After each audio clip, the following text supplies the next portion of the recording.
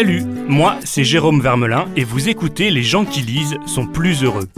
Et si, à l'heure où les réseaux sociaux vampirisent nos cerveaux, prendre le temps de lire un livre était devenu un acte de résistance ?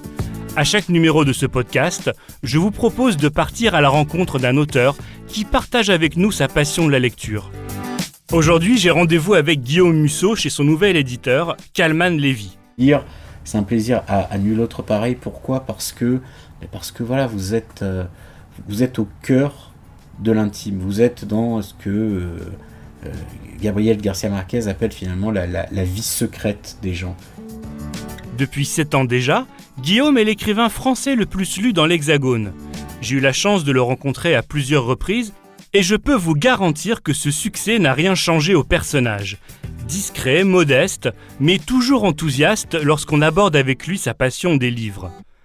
La sortie de La jeune fille et la nuit, son nouveau roman, était donc l'occasion rêvée de s'entretenir à nouveau ensemble et de lui poser cette question.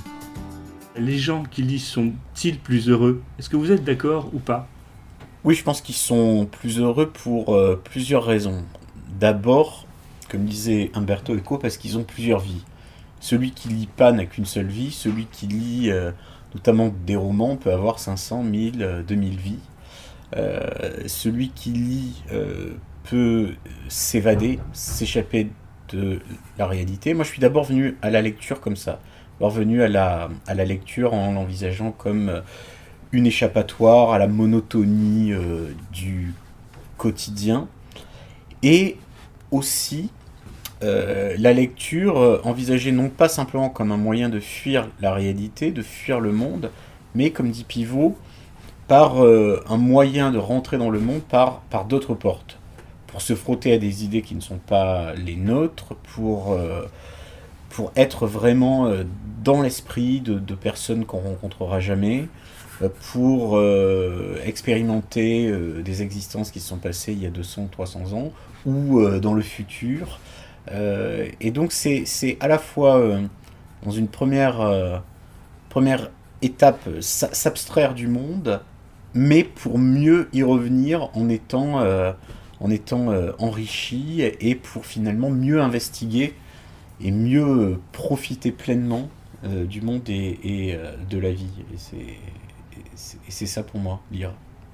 Dans votre nouveau livre, La jeune fille et la nuit, l'écrivain et le personnage principal est un écrivain qui a eu un professeur qui lui a donné le goût de la lecture avant même le goût de l'écriture.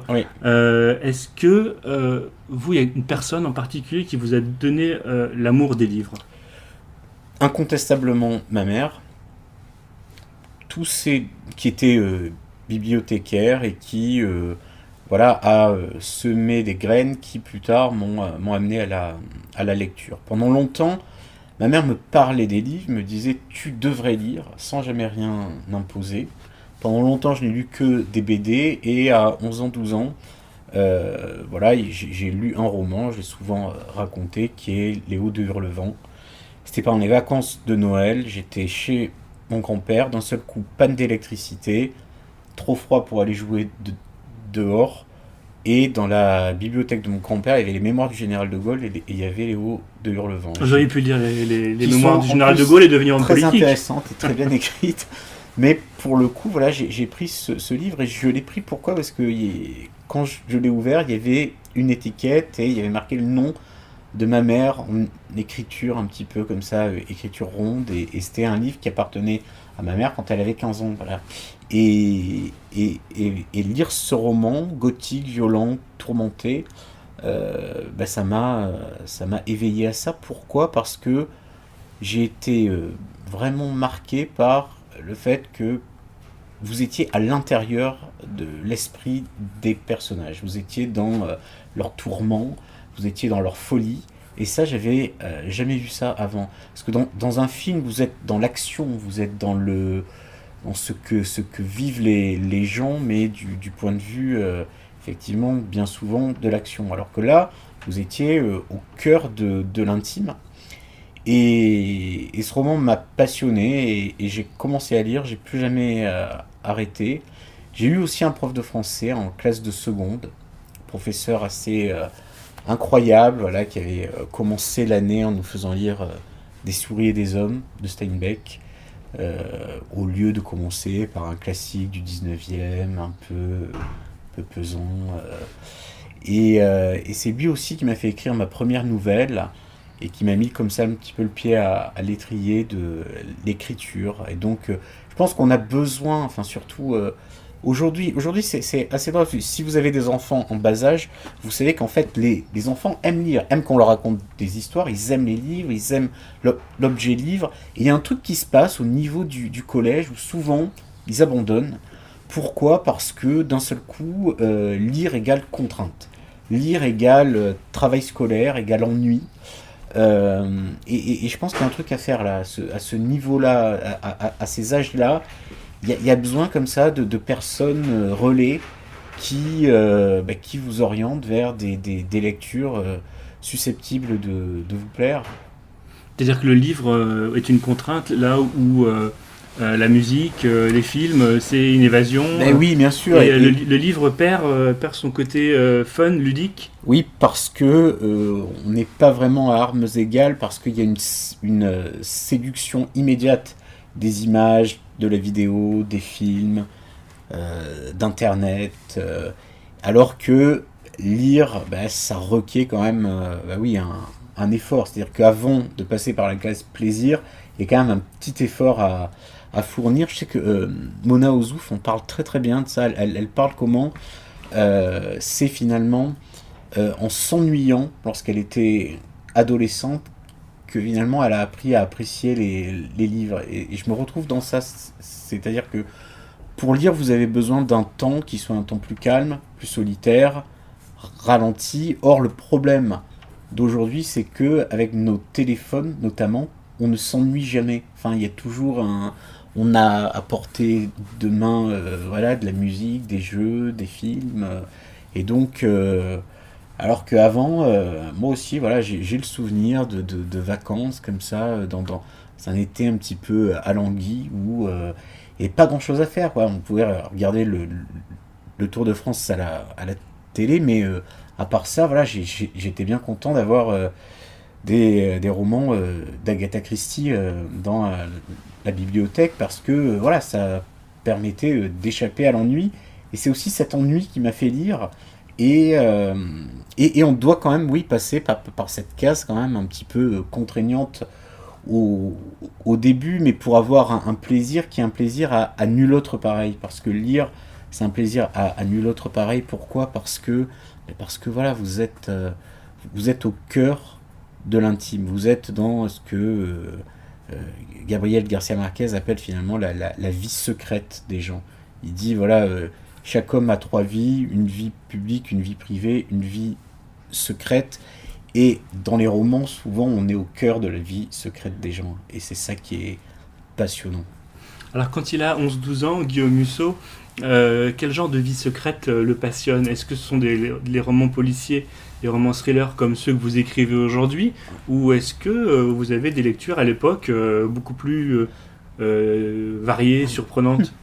Ce qui m'a caractérisé vraiment, c'est d'avoir une culture complètement éclectique, avec une mère qui, de suite, me dit, finalement, ne sois pas snob, lis Flaubert, mais lis Stephen King, lis Proust, mais lis Pagnol, va voir les films de Kieslowski, Tarkovsky, Claude Sauté, mais va voir Les Bronzés, va voir De Funès, et qui me dit surtout, voilà, c'est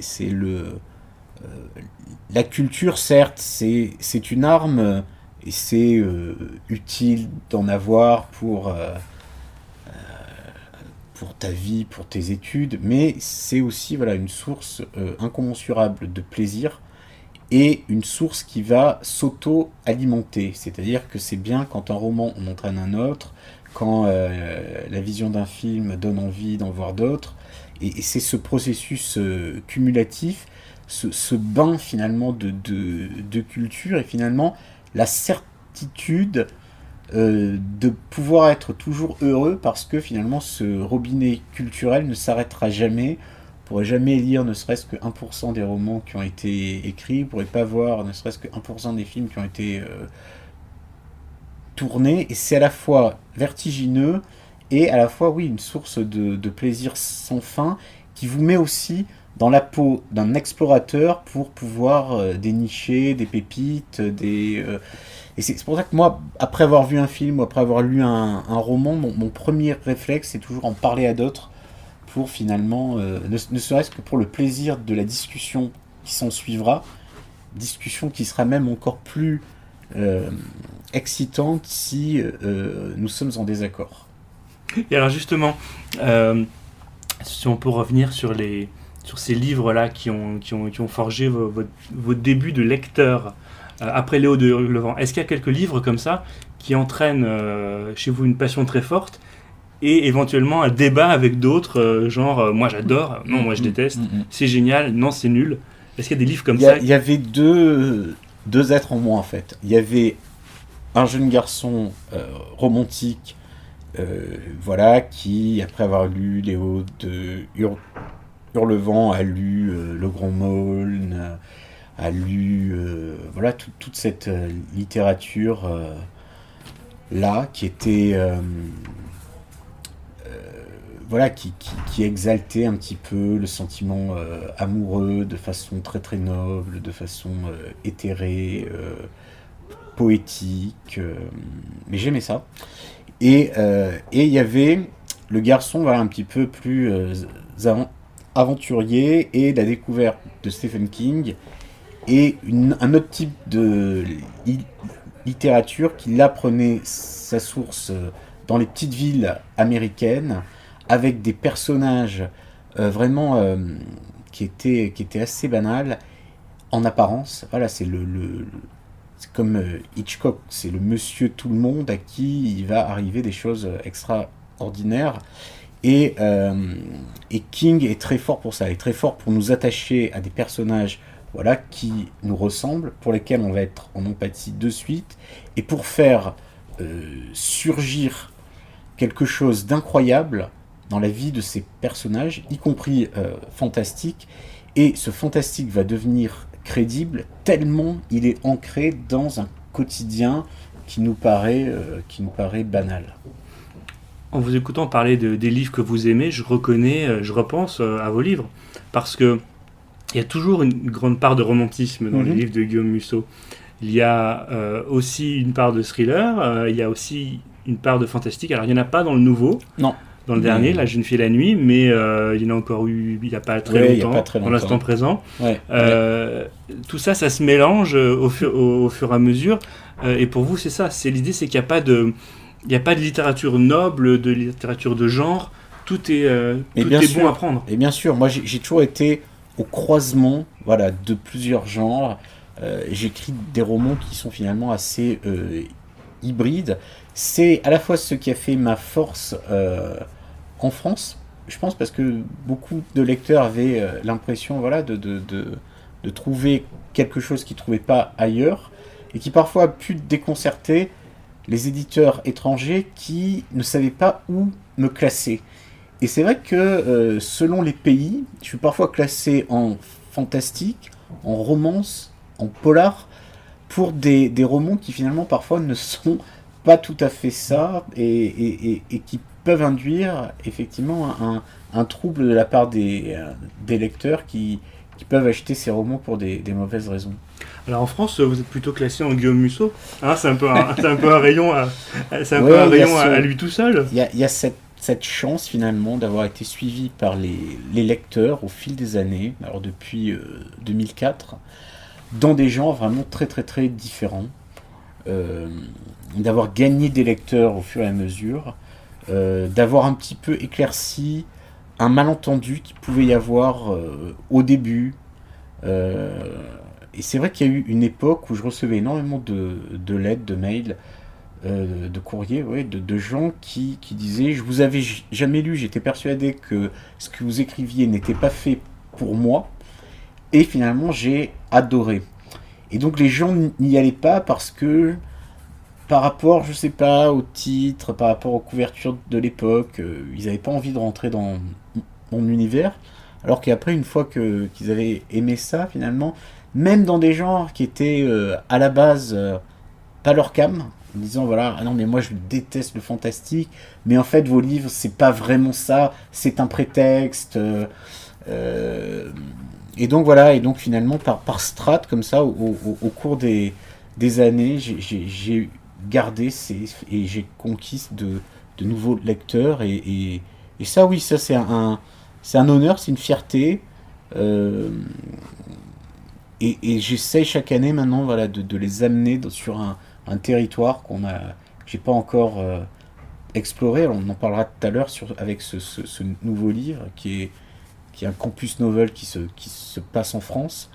Et là aussi, c'est quelque chose d'assez singulier. En tout cas, là, les éditeurs étrangers, là, notamment anglais, américains, qui ont acheté ce livre, disaient ah, c'est incroyable parce on retrouve quelque chose que l'on connaît, c'est-à-dire le campus novel, le roman qui se passe au sein d'un campus, d'une fac, mais transposé dans un univers, un lieu, une région qui est la Côte d'Azur, et voilà qu'on n'a pas l'habitude de voir, et le côté Twin Peaks au pays de Marcel Pagnol, qui est une formule d'un des personnages, finalement là joue à plein. Ce qui est intéressant, c'est que avant même sa sortie, votre nouveau livre, il suscite du bonheur. En tout cas, il suscite une excitation chez les gens. Et alors, est-ce que c'est parce que vous êtes très présent sur les réseaux sociaux et que vous informez les lecteurs en amont, mais on sent qu'il y a une attente. Je ne vais pas comparer ça à la sortie d'un blockbuster comme Avengers, où les gens font la queue devant le cinéma, mais clairement, il y a une attente, quelque chose qui relève du plaisir partagé. Les gens ont envie du nouveau Musso. Ouais, c'est vrai que c'est un rendez-vous finalement qui est pris comme ça, année après année. Bien que chaque année, je dis c'est la dernière fois que j'écris un livre par an. L'année prochaine sera une année blanche, je n'écrirai pas de livre. Et chaque année, finalement, l'écriture me rattrape, et le plaisir de revenir vers les lecteurs. L'excitation, elle est forte de leur côté, mais elle est forte aussi chez moi. J'ai toujours pensé, moi, comme Paul Auster, qu'il y a cette idée que finalement, chaque roman est une contribution à part égale entre celui qui l'écrit et celui qui le lit. Et que finalement, à partir du moment où je remets mon manuscrit et où mon roman sort, voilà, j'ai fait 50% du boulot, mais ce qui va se passer après, c'est les lecteurs, les personnages ne vont exister qu'à partir du moment où ils se mettent en mouvement dans la tête des lecteurs, les discussions, les critiques, qu'elles soient positives, négatives, la façon dont le livre va être perçu à l'étranger.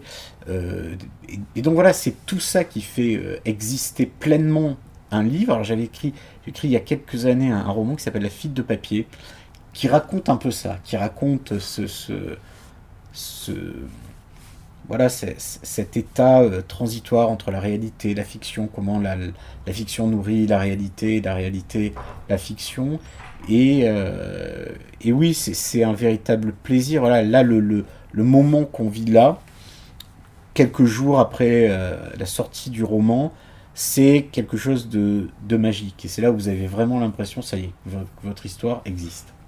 Alors, cette histoire, elle a l'air autobiographique. Mais elle ne l'est pas. Elle ne l'est pas, mais elle a tous les attraits de l'autobiographie, en tout cas voire de la confession, parce que ça se passe dans la ville où vous avez grandi. Vous êtes né à Antibes, hein, je suis né à Antibes, je suis antibois.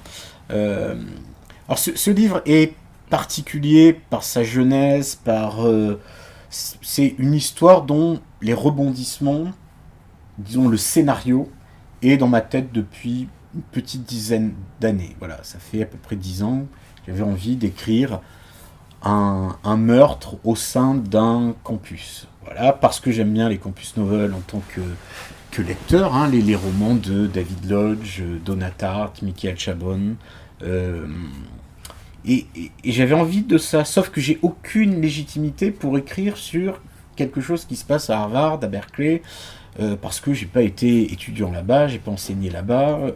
Donc j'avais ce scénario qui me paraissait être être intéressant, solide, mais j'avais pas envie d'écrire ce livre. Et je le remettais toujours à l'année prochaine, à l'année suivante. Et d'un seul coup, je sais pas exactement pourquoi, il y a eu une évidence que ce roman devait se passer sur la Côte d'Azur. Chaque fois que je revenais à Antibes, ce que me disaient les gens, c'était quand est-ce que tu nous écris un roman qui se passe chez nous?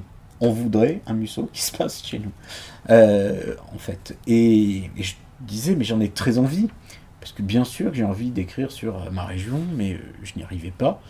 Je n'y arrivais pas, pourquoi? Parce que pendant longtemps, j'avais trouvé commode de mettre une distance entre ma vie quotidienne et mon histoire. C'est pour ça que beaucoup de mes romans se passaient en Amérique du Nord, à New York, qui avait l'avantage d'être une ville que je connaissais à l'époque, bien, et d'être à la fois familière, mais lointaine. Et petit à petit, voilà, j'avais presque abandonné l'idée de pouvoir faire un roman qui se passe sur la Côte d'Azur, parce que je n'avais pas l'histoire pour. Et là, d'un seul coup, voilà, comme sur un plateau, on me disait, mais ton histoire de campus, tu peux la faire sur la Côte d'Azur. Et j'ai toujours pensé, voilà, qu'un roman réussi, c'était comme une histoire d'amour réussie. L'histoire d'amour réussie, c'est vous rencontrez la bonne personne au bon moment. Et un roman réussi, c'est vous avez la bonne histoire avec des bons personnages, mais vous êtes dans un moment de votre vie où il se passe un truc qui fait que vous savez que c'est le moment pour l'écrire, où vous allez pouvoir la raconter de façon la plus efficace et la plus juste. Et donc ce roman est à la fois très personnel, parce que c'est les lieux de mon adolescence, j'ai l'âge du narrateur, le narrateur a la même profession que moi, je raconte ça à la première personne, mais pas du tout autobiographique, parce que les événements qui lui arrivent, et la vie de ce type, qui est quand même foncièrement malheureux, qui est passé à côté de sa vie, qui a pas d'enfant, qui est pas en couple, qui ne correspond en aucun cas à la mienne. Je vous parle même pas du fait que, bien sûr, j'ai pas emmuré de cadavres. Voilà. Bon. On ne sait pas. Mais c'est vrai que c'était voilà, j'ai écrit les 2 premiers chapitres de ce livre au début de façon assez rapide, en disant je tente un truc. Tenter un truc, c'était là, vous savez, au début. Chaque fois que je commence un livre, il y a la question de se dire finalement, est-ce que ça va être raconté à la première personne ou pas? Et parfois, c'est vraiment, ça vous empoisonne, c'est-à-dire que vous n'arrivez pas à vous décider. Ça m'est arrivé pendant très longtemps, pas pour ce livre-là, mais pour d'autres, de faire de façon concomitante 2 versions, 60 pages à la première personne, et voilà, les mêmes 60 pages, mais à la troisième personne, et parfois, parfois il faut du temps pour voir finalement est-ce que la voix est juste. Et là, de suite, effectivement, c'était la première personne apparue, mais parue comme étant la plus efficace, la plus juste, avec des focalisations sur des personnages différents. Et je sais que j'avais lu un jour une interview de Robert Sabatier qui donnait comme conseil aux aspirants auteurs, vraiment garder la première personne pour les livres auxquels vous tenez vraiment.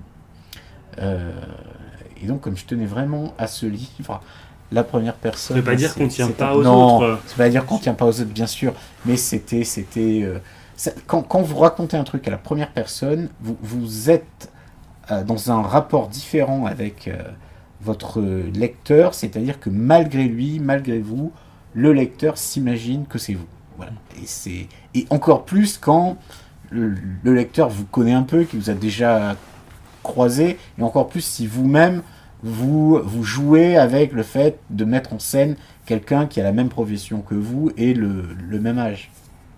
Parce que forcément, on va penser que ce personnage est un peu un double diabolique de Guillaume Musso, ou l'auteur malheureux que vous pourriez avoir craint de devenir peut-être, à un moment donné. Enfin, c'est une espèce de fantasme en négatif. Oui, oui. Alors, je l'ai pas pris exactement comme ça parce que dès le départ, il y avait. Moi, j'écris, voilà, j'écris toujours mes romans. Je l'ai souvent dit, à un double niveau de lecture.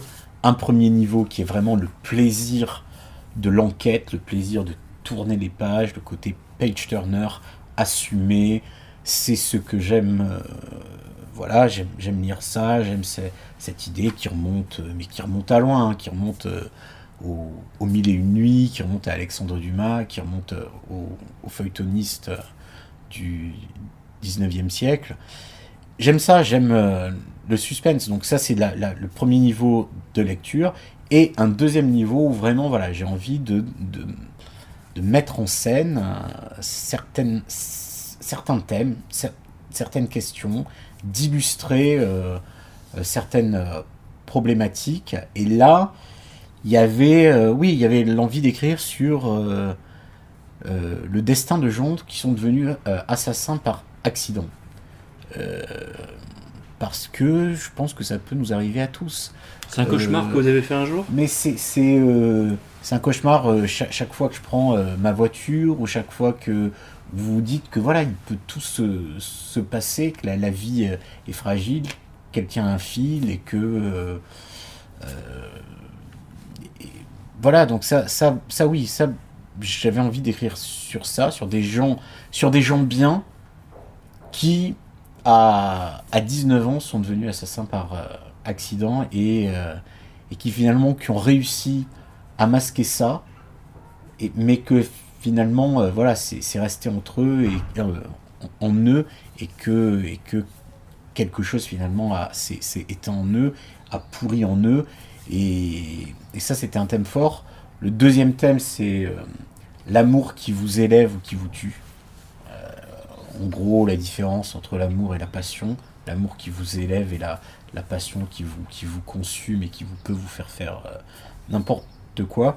Et après, il y avait l'envie de parler des relations parents-enfants. Jusqu'où est-on prêt à aller pour protéger ses enfants et de décrire le destin aussi de personnages qui veulent être libres, qui veulent aller au bout finalement de leur destin, de leurs envies, qui veulent vivre leurs histoires d'amour, qui veulent aller au bout de leur passion. Et l'histoire, mon histoire, c'est finalement la collision de ces destins-là. J'aime bien ce film de Paul Haggis, Collision. Vous avez comme ça le film qui s'écrit à travers la rencontre dramatique entre plusieurs destins, plusieurs personnages qui n'auraient jamais dû se croiser. Guillaume Musso, c'est un homme un peu angoissé, parfois, beaucoup, moins qu'avant.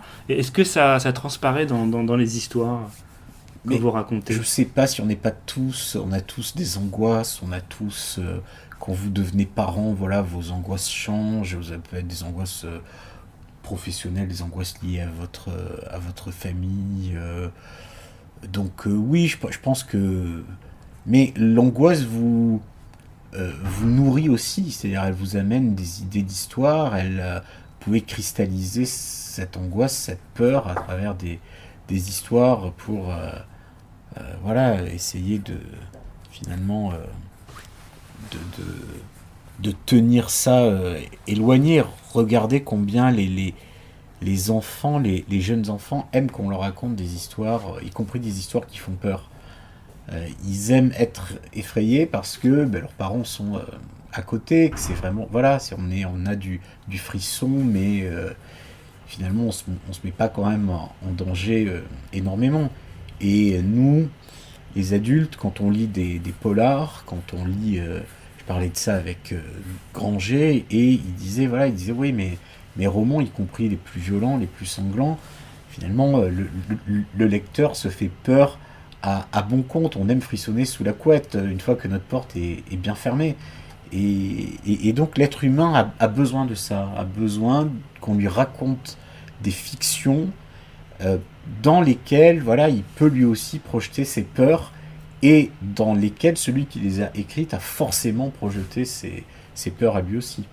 On se demande toujours quand un écrivain comme vous, qui publiez une fois par an, avez le temps de lire. Alors moi, Toujours, oui. moi, j'ai envie de savoir Ouais. quelles sont vos habitudes de lecture. Est-ce que vous lisez tout le temps? Est-ce que vous avez un livre en permanence sur le point ou à peine commencé? Est-ce qu'il vous arrive de ne pas lire pendant plusieurs semaines? Moi, je crois, Quel genre de lecteur est Guillaume Musso? je crois que depuis l'âge de 11 ans, j'ai toujours eu un livre en cours, un ou plusieurs livres en cours. Euh, et je lis y compris pendant les périodes où j'écris, mais parce que comme je suis un laborieux, j'écris, il me faut du temps pour écrire, donc j'écris 9 mois par an, et donc je peux pas m'arrêter de lire 9, 9 mois par an, bien que j'ai des collègues qui me disent ah ben non mais moi je peux pas lire pendant que j'écris, j'ai peur que ça m'influence ou j'ai peur de... Mais c'est obligé, ça. Mais Non, si on écrit un roman très dramatique, très noir, et qu'on lit un roman feel good en plein milieu, ça pardon, va atténuer le. Non, ça va pas déteindre. pas forcément, enfin je sais pas, je pense que ça doit dépendre effectivement des personnages. Moi je lis des choses très très différentes. Et j'essaye effectivement, oui, de construire un mur quand même entre ce que je lis pour rester vraiment un lecteur, mais vraiment lecteur de base, sans m'interroger forcément sur quelles sont les ficelles, quelles sont les et mon activité d'auteur où là, voilà, c'est autre chose.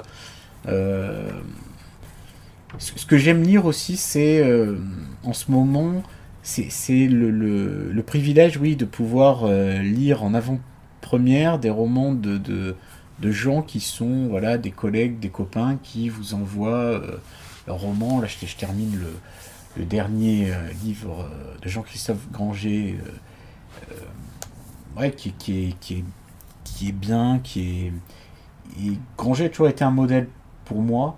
euh, Parce que quand j'ai découvert Granger, je sais pas, je pense que c'était voilà, dans les années 90, je me suis dit waouh, c'est quand même incroyable, enfin un mec, un Français, qui écrit des romans avec l'intensité des meilleurs thrillers américains, à la Thomas Harris, mais situé en France, avec des gendarmes dans les Pyrénées ou avec leur Twingo, et, euh, et je trouve que les romans de Granger, depuis 25 ans, ont toujours tenu un certain rang.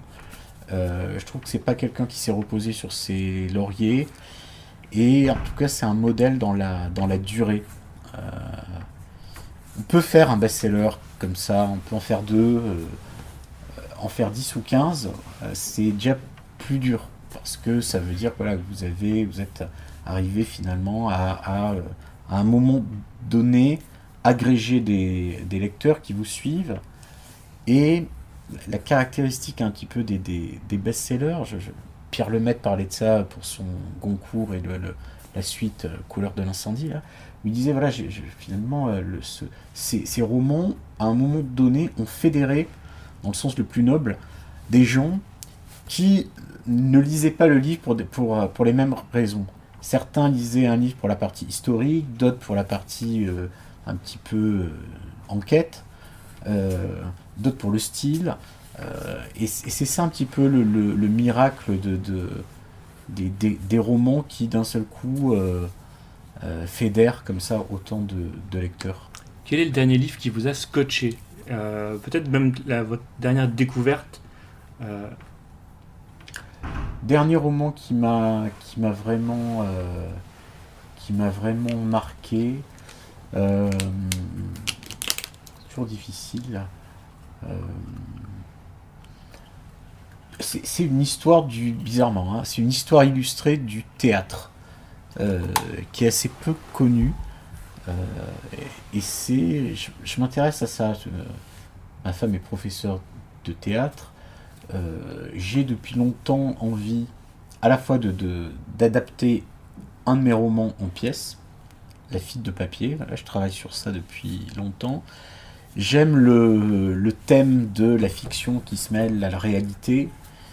Très admiratif de ce que fait Michalik. Alors on a beaucoup parlé de Edmond, mais vraiment le porteur d'histoire est incroyable et intramuros peut-être encore plus sur sa capacité à imbriquer comme ça des histoires, des destins.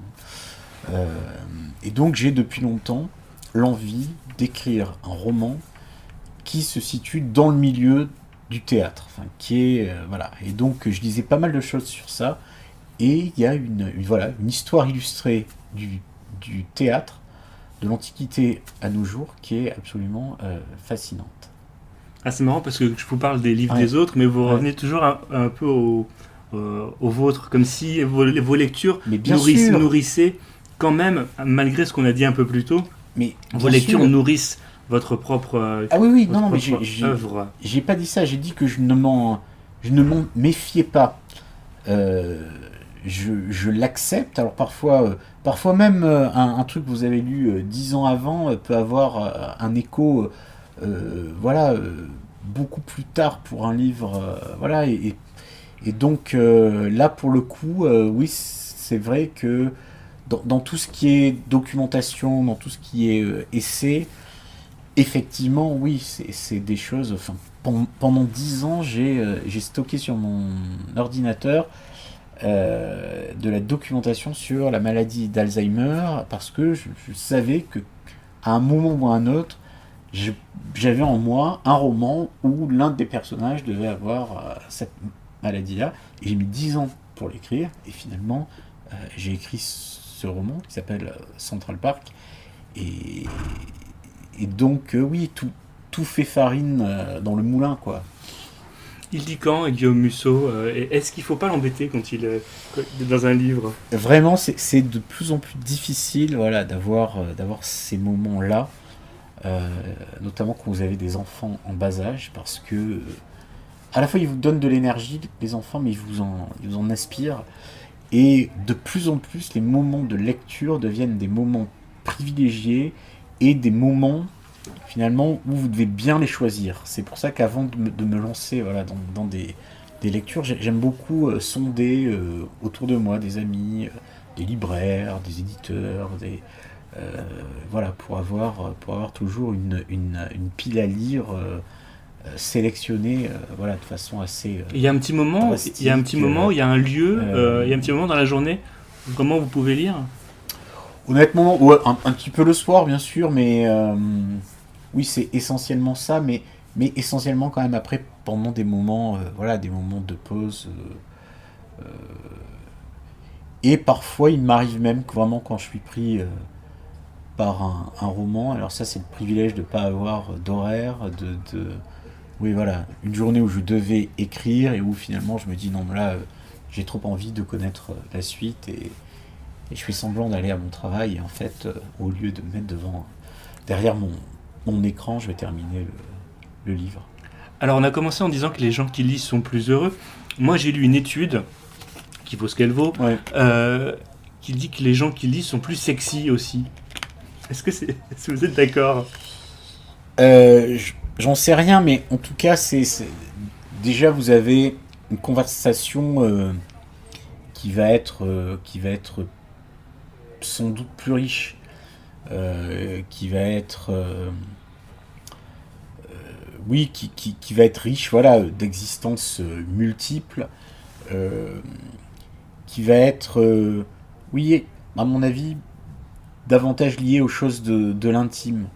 Je reviens tout le temps à ça parce que vraiment, il me semble que voilà, le grand apport aujourd'hui, en 2018, qu'est-ce que c'est finalement qui fait que ça reste intéressant et singulier de prendre un livre plutôt que de voir un film ou de regarder une série, c'est ce côté, voilà, vous êtes au cœur de l'intime et voilà, vous êtes au cœur des tourments des personnages. Moi, dans mes livres, il y a de moins en moins d'action au sens, il n'y a pas de cascade, il n'y a pas de course-poursuite, il n'y a pas de violence gratuite, de scènes sanglantes. Et le thriller, pour moi, maintenant, est avant tout intime, est avant tout lié, ouais, lié au tourment, à la vie secrète, à la psyché. Je m'intéresse beaucoup voilà, je lis pas mal d'essais sur à la fois la psychiatrie, la psychologie, parce que ça, effectivement, ça nourrit vos personnages. Et j'ai toujours pensé, alors bien qu'on me dise souvent, ah oui, tes histoires sont très construites, oui, c'est vrai, il y a une partie tuyauterie, comme disait Denis Liane, qui est forte dans le roman à suspense, parce que, effectivement, pour que ça marche, il y a quand même un côté mécanisme d'horlogerie où il faut construire tout ça, mais Liane dit, avec raison, il y a une partie tuyauterie, mais nous ne sommes pas des plombiers. Nous ne sommes pas des plombiers parce que finalement, une fois que vous avez les tuyaux, une fois que vous avez le squelette, il faut mettre la chair. Et la chair sont les personnages. Et les personnages, c'est pour moi ce qui fait bien souvent que j'ai envie de rentrer chez moi le soir pour reprendre une lecture, parce que je vais m'intéresser au devenir de ces personnages. Qu'ils soient bons, qu'ils soient mauvais, peu importe, qu'ils soient sympas ou pas, l'important, c'est même pas d'être en empathie avec eux. J'ai jamais été en empathie avec Hannibal Lecter, et pourtant Hannibal est un personnage fascinant. Et pourquoi un personnage est fascinant ? Parce qu'il est complexe, parce qu'il n'est pas binaire, parce qu'il est sur un territoire qui est un territoire assez gris, traversé de désirs contraires. Et donc c'est aujourd'hui ce que j'essaye de travailler davantage. Et la grande différence entre les romans que j'écrivais il y a 10 ans et les romans que j'écris aujourd'hui, voilà, elle est sur ce terrain-là. Et je renie absolument pas les romans que j'ai pu écrire il y a 10 ans avant. Mais voilà, c'est l'évolution principale de mon travail, elle est sur ce thème-là. Ok, merci Guillaume Musso. Merci, c'était un plaisir. Merci pour ce petit moment. Merci. Autour des livres et de votre nouveau livre, La jeune fille et la nuit, qui vient de paraître aux éditions Calman Lévy. Merci. Merci. C'est la fin de ce podcast. On se retrouve bientôt pour un nouvel épisode des gens qui lisent sont plus heureux. D'ici là, n'hésitez pas à le liker, le partager sur vos réseaux sociaux et vous y abonner sur votre plateforme préférée. Pour retrouver les références des livres cités par Guillaume Musso durant cet entretien, rendez-vous dans les notes de cet épisode. À bientôt et bonne lecture!